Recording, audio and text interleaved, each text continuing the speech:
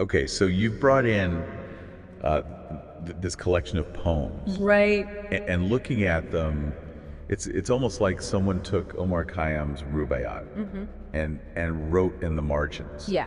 and added their own sort of spin on these ideas. It's really cool. Yeah, we're going to be diving into these verses Yeah. and kind of exploring these ideas of like life and death and Absolutely. Yeah. in between.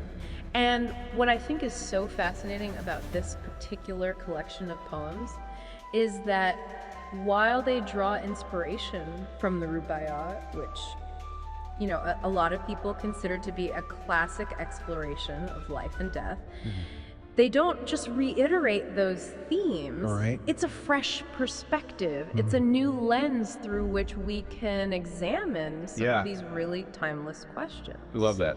I love that, and that's what I'm excited to unpack with you. Yeah. So let's dive right in. Okay. The first thing that really struck me when I was looking at these was just this idea of life as a caravanserai, this roadside inn that travelers would stop at Yeah. just for a night before continuing on their journey. Absolutely. And I just thought that was such a powerful.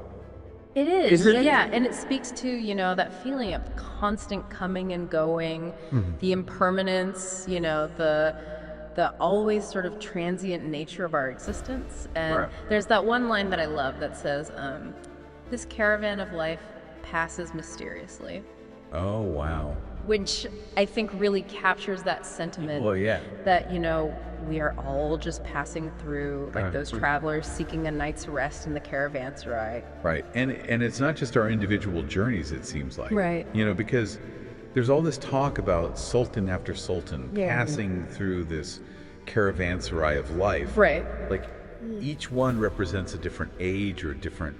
A different reign, Yeah. and yet they all fade into the sands of time, Yeah. right?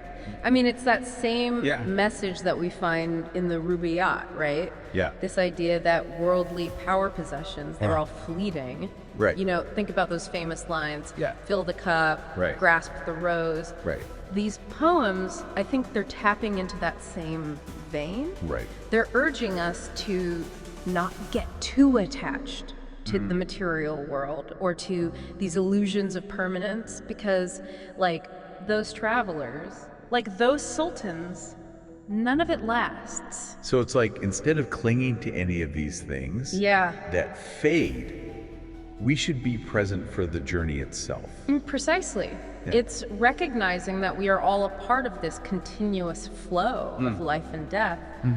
Just like those travelers passing through, and that realization, Yeah. while it might seem a little melancholic at first, Yeah. it can actually be incredibly liberating.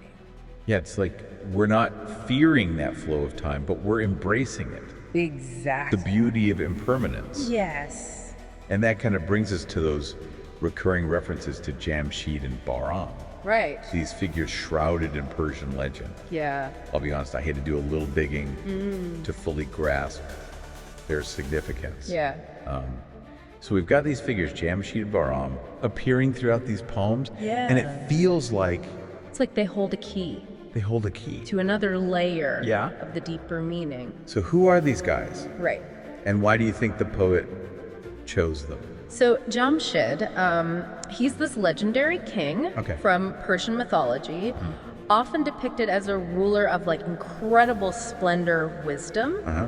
He's actually credited with inventing a lot of the arts and crafts Wow. that define this golden age. Wow, so he's like, Yeah, he built these magnificent palaces, okay. crafted these incredible weapons, basically lived a life of like unparalleled luxury. It almost seems ironic to have him in these poems then. Right. Because he's like the embodiment of worldly success. Exactly. And grandeur. And that's what's so brilliant, I think, Uh, about how the poet uses him. Okay. Because you see, despite all of his achievements, Jamshid, in a lot of the tellings of the legend, Yeah. he lets it all go to his head. He gets arrogant, starts believing that he's like godlike. So even a king like that Invincible. can't outrun the passage of time Of course not. or escape the inevitable. Fate always catches up. Right. That's exactly it. That's what these poems are getting at. All right. And then you've got Bahram, Okay. who's another figure from Persian legend. And he was renowned for his prowess as a hunter, Okay. often depicted as this like fearless warrior who could like track and conquer the most fearsome beasts.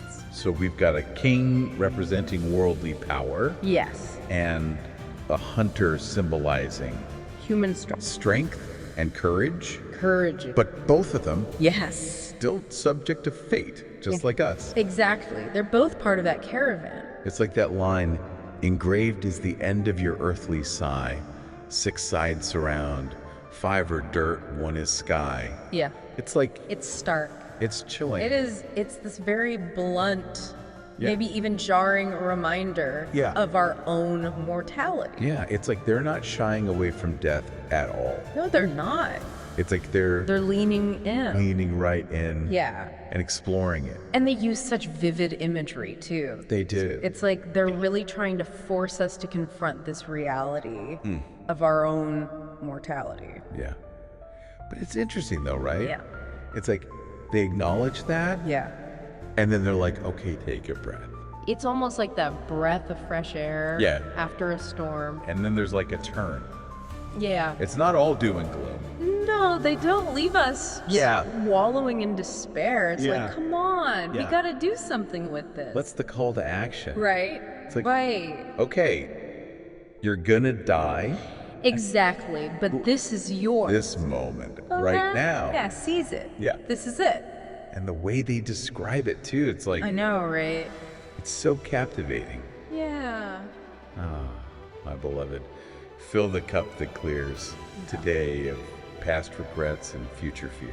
Like grab life by the horns and just Savor. savor every single drop. Yeah, and it makes me think about that image of the caravan at the oasis. Oh yeah. You know, it's like a brief respite see. in the middle of the desert. Yeah. You gotta replenish. Yeah. Enjoy it while you can. Yeah. Before you continue on your journey.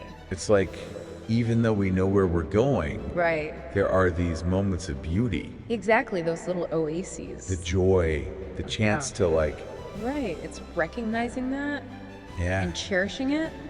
and we're all a part of that caravan. We are. Right, we're all- heading to the same place. We are, but it's that journey, But the journey's the thing. those moments. Right. That's what matters. Exactly. It's like they're saying life is finite, but Within that finiteness. within that finiteness, there's a whole universe to explore.